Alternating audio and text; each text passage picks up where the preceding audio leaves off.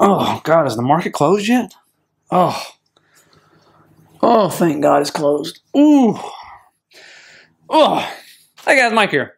Woo, man, that was a interesting day or boring or whatever the heck it was.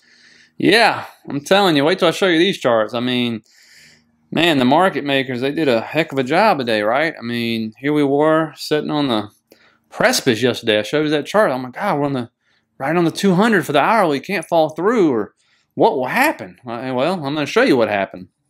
And it's no accident. It just isn't, right? And then we're going to go over a whole lot of that came out stuff, and some stuff is going to be happening tomorrow, which the market will have a very close eye on. And if you just look right here, I mean, here's the S&P, right? And there we were. There it is. Show right there. We were on the 200 on the hourly. Look at that right there. Oh, boy. And if we go to the 3-minute, you can see on the chart, what does this look like? It looks like a roller coaster to me there, Johnny.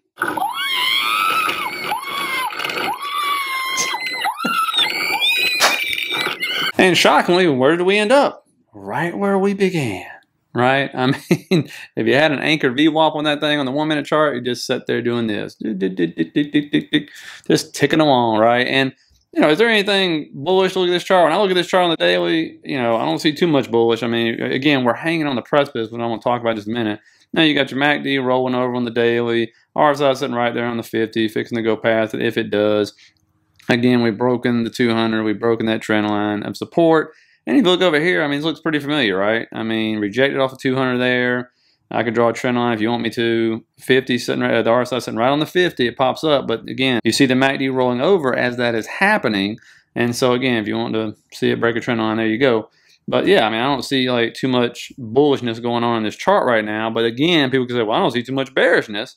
And if you're new here, please hit that subscribe button. Really appreciate it. And if you're getting anything out of this, please hit that like and think about sharing the video, guys. And I say we're right on the precipice of one thing and the other because I'm going to send a bunch of charts out to the members tonight to show them there's so many stocks that are they're just hanging, right? They're either on some kind of support line, a moving average, an ascending wedge, a descending wedge, whatever it is. They're in something where they look like they're about to break, right? They're either going to break or they're going to bounce. And there's a whole bunch of them right there, especially the growth stocks. I mean, that's what I see at least, and I'll send it out there to them, let them look at it. But, you know, and again, it can make for a good trade if they break for sure, or if they bounce. And you just got to have your alert set. But, you know, that's no accident that happened today. I mean, do you really think that's an accident that we ended up right where we began, right? And it just stayed this little tight formation. You're talking about a market where how many times have we seen the S&P drop, have these huge 1% to 2% moves intraday? Right, we're basically almost setting a record, almost beating 08 at this point in time, and all of a sudden you get this quiet little day where it just goes across like this, nothing major, nothing big. Dollars down, 10 years down, oil at one point in time was down, stocks are down. Like, bonds were up though, so there you go, right? And that's one thing me and a lot of people in the disc were trying to figure out is like, which stage are we in? Are we in stage 6, stage 1, stage 2, right? And so stage 1, bonds go up. Stage 2, stocks and bonds go up. And so we're just trying to figure that out. And because with all the economic data all over the place, I don't think hardly anybody knows. And this came out today, and this is the G4 Central Bank's balance sheet. It says minus 3.1 trillion in the past 7 months, right? And that's our Fed, the European Central Bank, Bank of Japan, and Bank of England. And you see that was like a really big drop, especially when you compare it to the other years and stuff. But somebody's definitely going to explain to me how they came up with these numbers, because I just showed you yesterday. We've ran off about 370 billion, and I can't imagine that the other 3 banks, with their balance sheets nowhere near the size of ours, have ran off what, 2.8 trillion? I mean, I'm looking at them like, what? That doesn't make any sense. I don't know where they got these numbers from. For sure, because I don't see that being the case at all. Maybe it is. I don't know how they're counting this, but I just showed you our balance sheet yesterday. I'm sure ours is at almost 9 trillion, is bigger than the rest of these guys' balance sheets. Could be wrong on that, but you know, if you have any information on that, let me know, because I don't see that at all. And you know, some other things that came out. Well, everybody's been asking about Credit Suisse, and so now, you know, they've been under a lot of pressure. Stock's been getting crushed. because they've had a lot of withdrawals. But basically now they're trying to do is entice rich clients with higher yield notes and bonus deposit rates in a bid to quickly recoup as much as of the almost $90 billion recently pulled from the bank. And that's stuff you're starting to see a lot more of, right? You know, you got the crypto stuff that happened, but then you're starting to see Credit Suisse, people pulling a lot of money from them. There was another one we were talking about just yesterday in the Discord about how they had meet whatever company it was and meet their maximum withdrawals for the years already, which I think had never happened. And so they're scrambling, trying to find help and stuff. And so you're starting to see a lot more of that as this tightening goes on. And we're nowhere near feeling the full effect of it yet. So that's going to be something to watch, the old, canary in the coal mines and all that kind of stuff. Because right now, like bonds, ain't even pricing in a recession right now.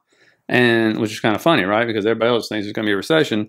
But bonds, they're kind of more like just pricing in a slowdown at this point in time. And so that's why I say when somebody's talking about why are bond investors, called the smart investors or whatever, it's because one, the bond market or the credit market is 3 times the size of the equities market worldwide, and everybody looks to the bond market to figure out where the economic cycle is and where everything's going and stuff. And so that's why they're looking at them, because then people deal in risk all day long, right?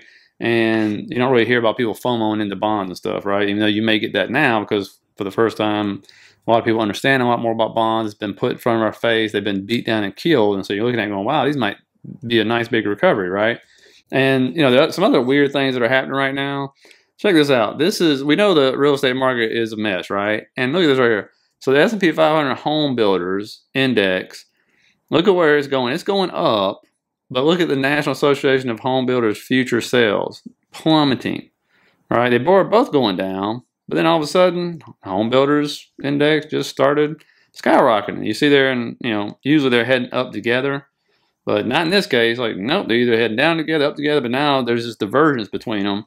And I find that very interesting and couldn't tell you why, to be honest with you. But, some good news on the inflation front. I'm sure we don't feel this a lot, but apartment rents fall for a third consecutive month as demand remains soft. And so I'm sure it's not huge drops we're talking about, because you see the big rises over there, right? And you see these little blips they call the decrease. But at this point in time, we'll take any good news we can get on the inflation front. Right, and I'm definitely so curious to see what's going to be happening this Christmas. If everybody's going out and buying the same amount of stuff they plan on buying they would have bought last year, the year before last, or are they going to be cutting down? Because obviously we're still spending, that's for sure. There's no doubt about that.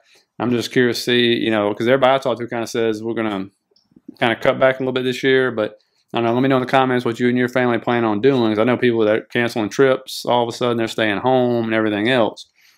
And tomorrow, for sure, this is what eyes are going to be on. Initial jobless claims and continuous jobless claims. Because if those numbers come out hot again, where do you think the market's heading? Right? Because usually anything that's good for the economy, they don't want to hear anyway, right? Because people working is good for the economy, but bad for the market, because anything right now, the big narrative is what's going to keep the Fed hiking rates and doing the quantitative tightening, which I think people are more scared of than anything else. You heard Jamie Dimon yesterday. He sounded really scared about that because, again, we've never tried to roll this kind of balance sheet off. And when we tried to roll a small balance sheet off, the market crashed and burned. So, that's the big one. And so if those numbers come in soft and are in expectation, that's what I'm saying. A lot of these stocks you see sitting on the precipice, these indexes, they just pop and go back up. I still am in the camp that we're being set up for a Christmas rally, just selling us off now to have a bigger run year end and stuff like that. And the other thing to think about, these numbers came out today, and we'll talk a little bit about them, but is labor force participation, right? Still, it's actually going down, but look where it was at, 2020-ish, 2019, 2020, before the pandemic.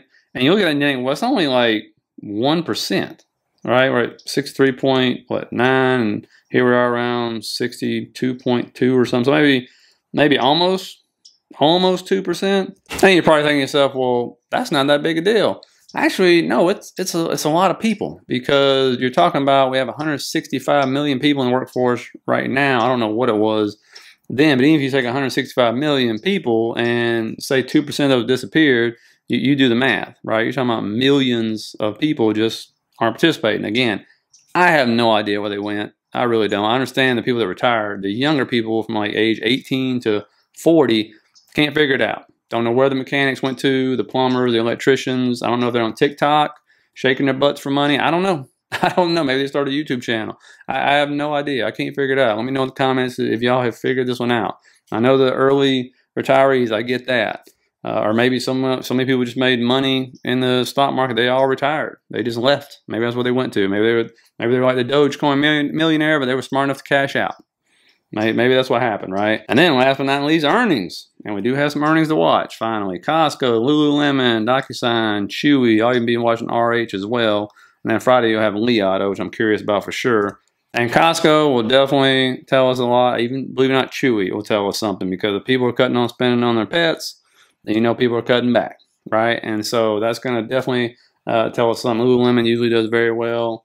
And then with Li Auto, the reason I watch it Friday is just because, I don't have a video for that anyway, but just because, you know, Chinese stocks were down today, but they've been on a roll lately, right? Because they're in a different part of the economic cycle, or deemed to be in a different part of the economic cycle. And then, as I put in the Discord this morning and on the Patreon, that, you know, yeah, they've kind of announced they're going to be letting up on their COVID restrictions over there. But again, they can put them back in place and really ratchet it down whenever they want. But they're trying to lighten it up because of all the protests and stuff like that. So that's good news, right? I mean, it can't be nothing but good news. Again, but then the other data that came out was their imports, exports, I mean, fell off a cliff, right? You got Apple supposed to be pulling out. They reported, I believe, they're going to go to India and start production. We're getting chip companies built here. Taiwan Semiconductors, I believe it was, in Arizona, I think. But either way, we're making chips here. Apple's going to be buying from here. And so that's a good thing, you know, and not very good for China. Because if Apple's pulling out, other companies have to be pulling out at this point in time. I can't believe they hadn't done it so far. But yeah, and so that's kind of, you know, that's a few things going on there. So let me know in the comments what you think of stuff, especially about today. I mean, good Lord. I definitely pulled the trigger on nothing today, but let me know what you're doing down there. But TLT, they still looking good. Bonds still moving up. I'll send that to the members as well. So anyway, hope you got something out of it. Hit the like and subscribe button if you did. Those are sign up for membership. Appreciate it. I'll see you guys tonight. And the rest of you, I'll see you tomorrow.